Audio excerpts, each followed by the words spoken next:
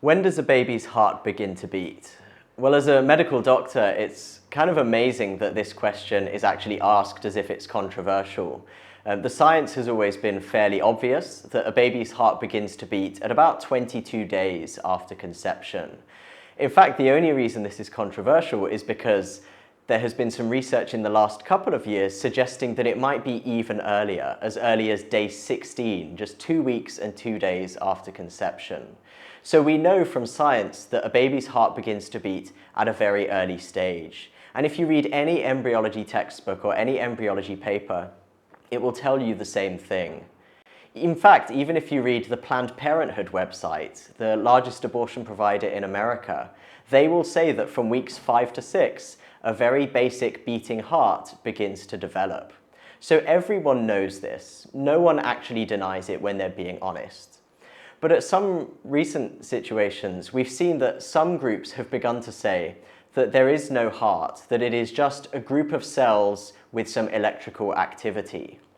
Now, I hate to break it to people who haven't done the biology, but that is exactly what a heart is. It is a group of cells of cardiac muscle that has electrical activity that causes the heart to beat.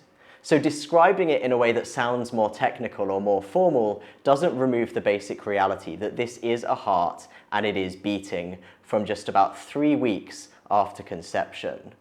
And so it really is amazing that people have begun to try and describe this in different ways to distort the reality. Because ultimately, although of course it is not a fully developed heart, it is still a heart that is beating and circulating blood around the baby's body at a very early stage, which is exactly what hearts were made to do. So I don't think anyone can credibly claim that this is not a heartbeat. It doesn't look exactly the same as an adult heart, but neither does a newborn baby's heart.